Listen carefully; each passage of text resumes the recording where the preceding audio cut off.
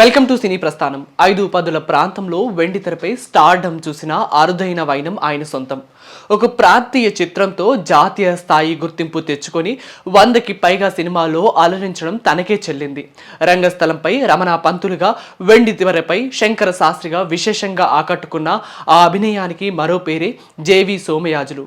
శతవసంతాల భారతీయ cinema చరిత్రలో Forbes ప్రస్తావించిన 25 అత్యుత్తమ అభినయ ప్రదర్శనలో శంకర శాస్త్రిగా సోమయాజులకి స్థానం దక్కిందంటే ఆ ప్రతిభ ఎప్పటిది అర్థం చేసుకోవచ్చు. ఈ సందర్భంగా ఆయన జీవితంలోని ముఖ్య ఘట్టాలు బయోగ్రఫీ రూపంలో మీకోసం. జేవి సోమయాజులు పూర్తి పేరు జొన్నలగడ్డ వెంకట సోమయాజులు. 1928 జూలై 30న శ్రీకాకుళం జిల్లాలోని లుక్కాలం అగ్రహారంలో జన్మించిన సోమయాజులు విజయనగరంలో తన బాల్యాన్ని గడిపారు. చిన్నప్పటి నుంచే నటన మీద ఆసక్తితో పలు నాటకాల్లో పాల్గొనేవారు. కాలక్రమంలో ఉన్నత చదువులు అభ్యసించి ప్రభుత్వ ఉద్యోగికారి అయిన ఆయన అంచెలంచెలుగా డిప్యూటీ కలెక్టర్ స్థాయికి ఎదిగారు. మరోవైపు తన సోదరుడు జేవి రమణమూర్తితో కలిసి కన్యాశుల్కం నాటకాన్ని ప్రదర్శించేవారు. 100ల సార్లు ప్రదర్శించబడిన ఆ నాటకంలో జేవి రమణమూర్తి గిరిసం పంతులు పాత్రలో అలరిస్తే, రమాపంతులు వేషంలో ఒదిగిపోయేవారు సోమయాజులు. తనకంటే ముందే తమ్ముడిగా జేవి రమణమూర్తి చిత్ర పరిశ్రమలో ప్రవేశించి నటుడిగా రాణిస్తుంటే, ప్రభుత్వ ఉద్యోగి కావడంతో అప్పటి నిబంధనలకు అనుగుణంగా నడుచుకుని జేవి సోమయాజులు రారా కృష్ణయ్య సినిమాతో ఆలస్యంగా తెరంగేట్రం చేశారు. చంద్రమోహన్ మాధవి జంటగా దర్శకుడు యోగి రూపొందించిన సదరు చిత్రం ఆడకపోయినా సోమయాజులకి నటుడిగా మంచి గుర్తింపు వచ్చింది. సరిగ్గా ఇదే సమయంలో కళాతపస్వి కె విశ్వనాథ్ శంకరాభరణం రూపొందించే దిశగా ప్రయత్నాలు చేస్తున్నారు. అందులోని ప్రధాన పాత్ర అయిన శంకర శాస్త్రి వేషం కోసం మహానటులు అక్కినేని నాగేశ్వరరావు, శివాజీ గణేశన్తో పాటు రెబల్ స్టార్ కృష్ణంరాజు వంటి ప్రముఖులను అనుకుని చివరికి వెండితెరపై ఏ ఇమేజ్ లేని నటుడైతే బాగుంటుందని సోమయాజుల్ని ఎంచుకోవడం జరిగింది. విశ్వనాథ్ తీసుకున్న ఆ నిర్ణయమే సోమయాజులు దిశను మార్చివేసింది. నిర్మాణ దశలో ఎలాంటి అంచనాలు లేని ఈ సంగీతభరితమైన చిత్రము విడుదల తర్వాత మాత్రం ప్రభంజనాన్ని సృష్టించింది. ఇందులోని పాటలతో పాటు సోమయాజులు అభినయం కూడా ప్రేక్షకుల్ని మంత్రముగ్ధుల్ని చేసింది. థియేటర్ నుంచి బయటకు వచ్చిన ప్రేక్షకులకు సోమయాజులుగా కాకుండా శంకర శాస్త్రిగానే ఆయన గుర్తుండిపోయారంటే అతిశయోక్తి కాదు. పాత్రలో అలా పరకాయ ప్రవేశం చేసిన తీరే ఉత్తమ నటుడిగా ఫిలింఫేర్ అవార్డుని కూడా అందుకునేలా చేసింది.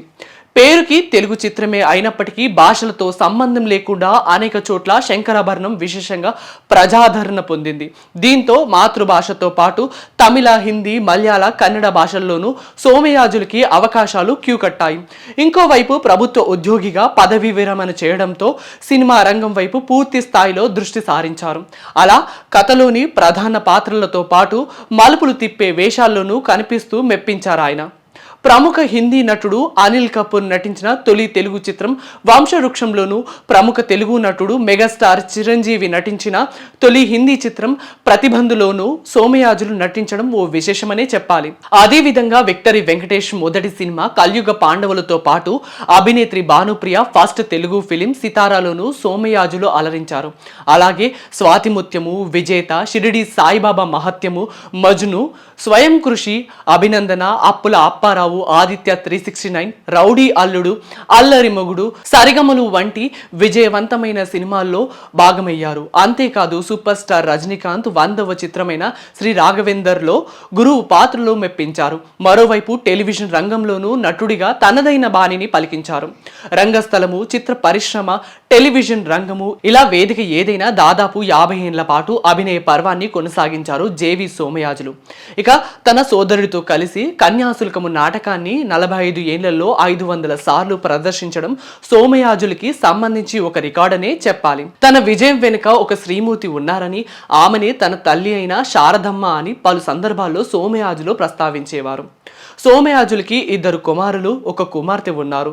ఎందుకనో వారు చిత్రరంగం వైపు దృష్టి సారించలేదు. కళాసేవలో భాగంగా జంట నగరాలు హైదరాబాద్, సికింద్రాబాద్ లో తెలుగు థియేటర్ ని అభివృద్ధి చేసే దిశగా తన సమకాలీనులైన చాట్ల శ్రీరాములు, గరివెల్లి రామామూర్తి, రాళ్లపల్లితో కలిసి రసరంజని స్థాపించారు సోమయాజులు ప్రభుత్వ సేవల నుండి పదవి విరమణ పొందకన ముందు సాంస్కృతిక శాఖలో కూడా పనిచేశారు.